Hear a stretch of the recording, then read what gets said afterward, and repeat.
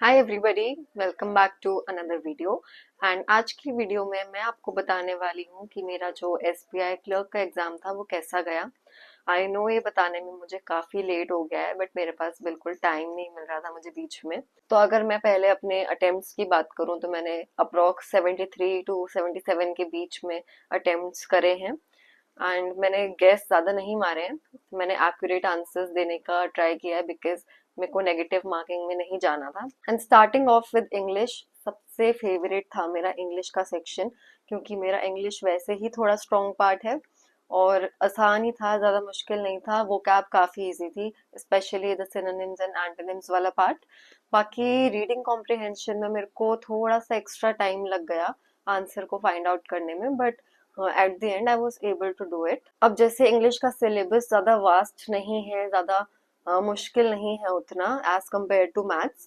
सो maths में मेरे को थोड़ा सा इशू आ रहा था बिकॉज मेरा सिलेबस कंप्लीट नहीं था ऑब्वियसली। सो वो चीजें तो मैं सॉल्व ही नहीं कर सकती थी। बाकी मैथ्स में मैंने थोड़ा सा ट्राई किया था एक बैंकिंग का कोर्स लेने का भी। वो मैंने आईबीपीएस फाउंडेशन बैच लिया था फ्रॉम ऑलिव बोर्ड, क्योंकि ये वाला बैच मुझे ऐसा लगा कि मेरा आगे जाके भी काम आ जाएगा। बाकी सब भी कवर था, इसमें सारे सब्जेक्ट्स कवर थे, तो इसीलिए मैंने फिर इसको चूज किया। एंड ये फाउंडेशन बैच है, इसलिए इसमें बेसिक टू एडवांस लेवल तक की प्रिपरेशन हो जाती है और इसमें descriptive English, journal awareness and banking awareness भी अवेलेबल है। प्लस एक बहुत इंपॉर्टेंट चीज, इसमें monthly topic wise current affairs हैं, स्पेशली फॉर मेंस प्रिपरेशन। और एक ही बैच में प्रीलिम्स और मेंस दोनों ही कवर हो जाते हैं। तो अगर आपको भी ये कोर्स बाय करना है तो इसका लिंक मैं अपने डिस्क्रिप्शन बॉक्स और अपने कमेंट सेक्शन में डाल रही हूँ, आप वहां से जाके चेक कर सकते हैं। नाउ कमिंग टू रीजनिंग, बहुत ही अच्छा आया था रीजनिंग का। तो मतलब ऐसे फटाफट हो गया, ज्यादा टाइम नहीं लगा।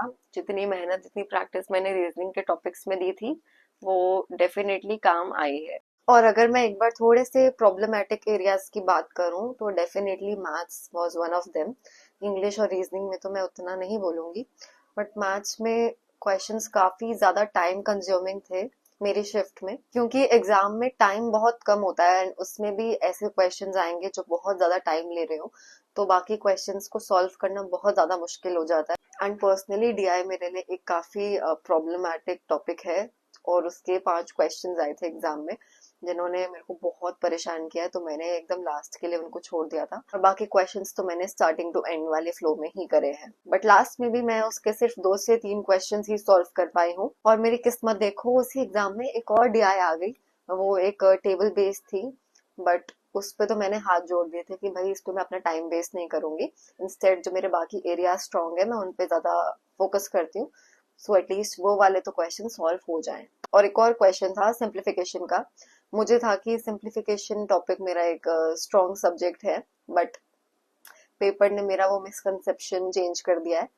इतना लंबा क्वेश्चन दिया था कि मेरे को छोड़ के आना पड़ा। पहले तो मैंने उसमें दिमाग खपाया था अपना, 2 से 3 मिनट मेरे वेस्ट हो गए वहां पे, और फिर एंड में मैं छोड़ के ही आई हूँ उसको।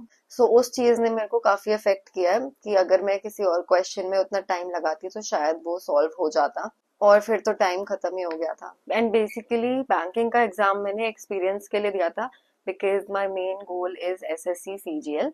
क्योंकि जितना आप हर एग्जाम के साथ कंफर्टेबल होते चले जाते हो, जब फाइनल आपका मेन एग्जाम होता है उसमें एंग्जाइटी नहीं होती है, टेंशन नहीं होती है, एंड वो टाइम मैनेजमेंट का जो एरिया होता है वहां पे भी काफी इंप्रूवमेंट हो जाती है। एंड बाकी पढ़ाई तो चल ही रही है मेरी एसएससी के लिए, वो चलती रहेगी। And this was all about my SBI clerk exam.